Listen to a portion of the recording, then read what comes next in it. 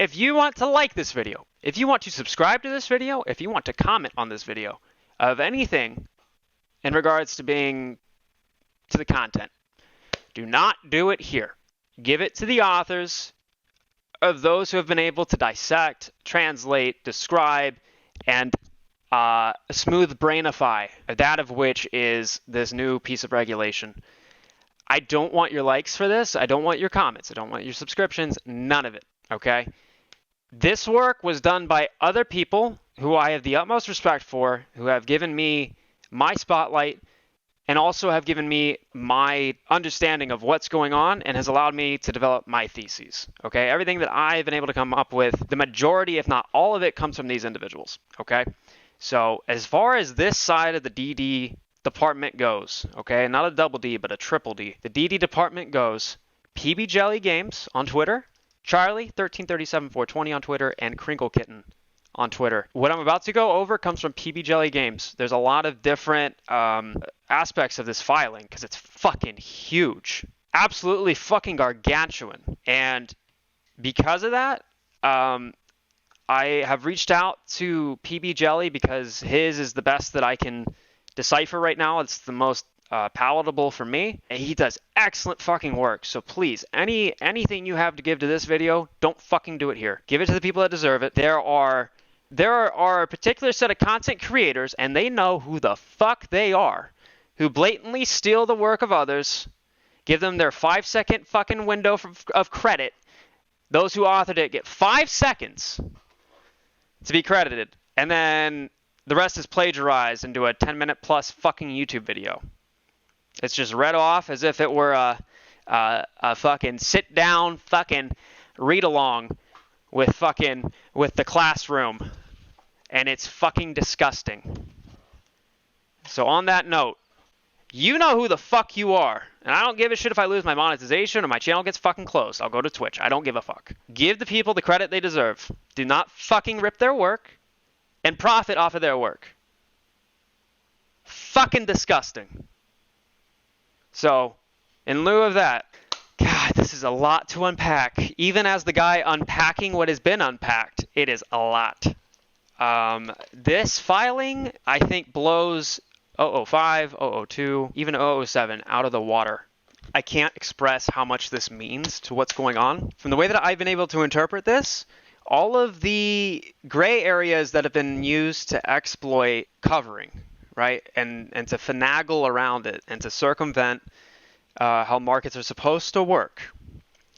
NSCC 2021-010, motherfucker, appears to be a final piece, a final nail in the coffin, my friends. The final fucking nail in the coffin. This is what seemingly is, you save the best for last. This is everything preceding this regulation. Again, 002, 005, 007, 008, and now 010. You also have 009 in there. There's a lot of regulations. They get confusing. There we go. Fucking found it finally. Let's not pay attention to how long that took. That was egregious. Everything you see in front of you has simply been a preamble to 010. Personally, this is my own conjecture. In particular, 003, obligation to reconcile activity on a regular basis. Check your shit in. Amend the recovery and wind down plan. Very interesting verbiage. Asset tagging and share lending revisions. Making sure something doesn't get used twice. Let's see, 008, amend the distributions guide, participant tax reporting. This is very important because anything to do with taxes is sure as fuck heavily monitored. 009, provide enhanced clarity for deadlines and processing times. This closes a lot of chronological loopholes. I think my mouse just fucking died. Okay. 005, amend the ICC recovery and wind down plan. Again, very interesting verbiage. Out of all the pieces of the hierarchy, they all have a wind down plan, clarification on chronological deadlines, and ultimately how to keep track of what's being used. In lieu of all of those, you have the fucking the fucking Reverend Rippy coming out of nowhere, 010, unannounced, no fucks given, Why the fuck is my fucking keyboard not even working? This is fucked up, and I don't know what the fuck is happening. Keep it cool. Gotta keep it cool. There we go. See? Keep it cool, bitches. That's all you need to do. So, in lieu of all of these, you sure as fuck have had enough time to read them if you haven't already. So PB goes on to say, NSCC-2021-010. This will be a big thread, and more will be added. There are 369 fucking pages to this filing. Okay? I don't even think... How many pages did Harry Potter have? Not all of them. Fuck you. I only need one. More pages than fucking Harry Potter. Okay? In one fucking filing. The NSCC, which by the way is they're basically... One, they're assuming all the risk in doing this. With what's to be detailed. The NSCC is providing a source of liquidity, and not in the connotation that you're used to when you hear the word liquidity. I mean in the sense that they are making a market that protects the market. The NSCC is at the core of how the upper chain, the nuts of the nuts, and the equities, the options, the fucking... Every market layer possible, the NSCC sits in the middle of. Everything revolves around them. Ultimately, they lead into the DTCC, the clearinghouse, the central committee clearing, something like this. Let me get on with this because I don't fucking understand this shit as well as this guy does. That's why I'm reading it. The NSCC is looking to add a new membership group, and allow what's called SFTs, securities financing transactions. These would essentially allow more liquidity, aka creating loans that are collateralized against securities, aka derivatives, equities, stock, and any other form of financial instrument that could be used in the market. For groups that get in bad shape, for example, forced to buy back. We know when hedge funds are... fuck me. Okay, too cool for school, bitches. That's why I wear shades in the dark. We know when hedge funds are owing so many shares back to us that typically, and a mother of all short squeezes, margin call. They would have to liquidate their long positions, potentially causing a fire sale, selling off mass shares that could crash some stocks. And not just some stocks, I would go as far as to even say crashing the whole market.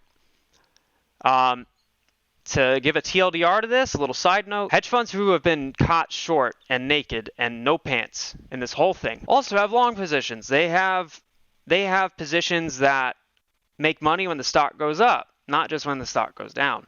There's supposed to be a balance here. The equilibrium point is what we call a hedge. The problem is, and I think what has prevented this thing from going way off the fucking rails and into the stratosphere, is that those at the top understand the implications of liquidating hedge funds. We saw it with Archegos back in March. We've seen it with other nefarious funds that over-concentrated, over-leveraged, over-allocated, all throughout their own positions. We saw Viacom drop fucking 30 plus to 50% within 1 to 2 trading days. We saw the Discovery Network follow suit. Liquidations cause a lot of volatility, more so than markets are capable of handling in a healthy manner. This regulation allows everybody to win. The apes, the not bad actors, the government, because they'll be able to get their fucking tax money out of this, so you know this thing's a fucking good deal. And ultimately, those who are the bad actors will receive the consequences that are due. All within balance of each other. I told you this was a lot. This is already a TLDR. I'm doing a derivative here, bitches. I'm doing a TLDR of a TLDR, and I am fucking 16 fucking minutes in, and not even through the third tweet. To prevent this in an in-trouble hedge fund that could lend long or short-term their long positions to the SLT members in exchange for cash only. Only cash is very important, allowing them to access capital to buy back shares. In the example of AMC shorts, without all the long positions being sold for loss. In other words, those who require money to cover, rather than allowing them to sell or giving them, instead of forcing them to fuck up the whole market, but allows them to safely park their long positions in a stasis, if you will. Basically the same fucking thing they've been doing with their shorts, such that they can get cash or their long positions. I'm going to give you my long position. You're going to give me cash in the form of a loan. I can use that loan money to then go and cover my short position. Okay? By doing that, you can then charge me an interest rate so that you're making money by owning my long positions as collateral. Thus, I can go and cover. I now have a loan that I have to pay back to you. And on top of that, the rest of the market, your Apples, your Googles, your Amazons, your Netflixes, your Teslas, blah, blah, blah, blah, blah, blah, blah, all remain safe for the most part. I believe there is a caveat here, but I'll get to that later. A caveat not regarding the MOAS happening, but rather the safety of the rest of the markets. I don't think this is a complete solution, but this covers at least 95% of it. So it allows for the safety of the rest of the market while those who have been caught red-handed to own up to their dues, which if sold for loss would cause much of the market to lose equity and cause a potential crash. Crash is relative. I don't mean a 08 level crash. See next part for an example of what this looks like. For example, before this new filing, the AMC MOAS would happen, or the GME MOAS, or whatever your shtick is. Hedge funds need to cover. Hedge funds would then sell billions worth of long positions in things like Tesla, Microsoft, Amazon, things that compose the S&P 500, the NASDAQ, the Dow. By selling off to then cover, you are crashing the rest of the market. With this new regulation in place, those who are way in the red on their short positions can now park their long positions with someone who is participating within the SLT program. The market shares will not be sold and the market remains stable. The apes win, the market wins. Bad hedge funds lose billions but don't go bankrupt. Yet. And to PB and to myself as well, this is a win-win. I'm not saying this read is 100% correct. There's likely to be many loopholes written into this filing that we find and have to address. But we do have the ability to comment while still in comment period and demand that these loopholes are closed. I will update my findings. Update. An interesting mechanism of this process is that it may allow or encourage SFTs to be used to alleviate the current risk leveraged valuations of certain institutions. Bad if we want them failing. The SFT's facility could give them additional liquidity and allow them more capital money to continue to short the stocks we love. Not financial advice, by the way. I think this is a bad thing personally. It would allow them to, in essence, double leverage themselves on the backs of already hedged positions, if using longs to support short sales without leaving. To cover the current leverage positions, such as AMC, it could give them another opportunity to continue to short. And until they have covered all current shorts and FTDs, I think this is a ridiculous risk. Now remember, we can comment and demand changes. This is very true. It is now more imperative than ever that we comment on this filing, not financial advice nor any form of collectivifying of a group of investors or implying any form of market manipulation that would have anything to do with a collectivified group of investors, by the way. Stutter who. It is now more imperative than ever that we comment on this filing and demand that in the current market conditions that this rule cannot be broad and unlimited in its use. It cannot be used to maintain over-leveraged positions at the expense of retail traders. If used for an intended purpose of limiting global market fire sales and supporting stability, then that's perfect. However, if used to give more tools for buying or manipulation of stock prices, then this is simply unacceptable. The rule was developed in 2018/2019 by the board, but 2021 is a new environmental evolution, and this rule needs to be supportive of the needs of the current market.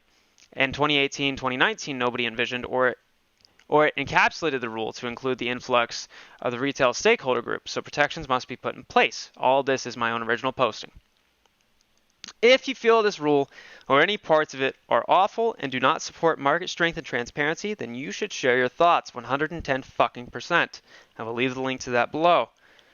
Linked tweets below show how you can comment. Also tweets to FEC Dems, FINRA, SEC, yeah, like they're gonna fucking do a thing.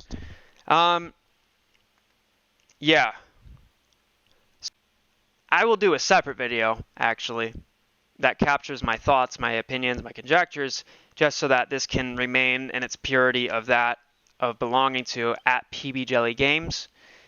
Those who are also in the middle of dissecting and providing excellent fucking insight to this are Charlie 1337-420, aka Charlie's Vids on YouTube, @KringleKitten on Twitter, And I'm sure my man Bigums will be speaking on this as well. So please do not like this video. Do not comment on this video. Do not subscribe to this video. Forward your appreciation or your criticisms, respectively, respectfully, to these parties. They do excellent work. Please, please, please give it to them. So thank you for sitting through all this. If you've made it this far, we're going on fucking 30 minutes. This is fucking insane.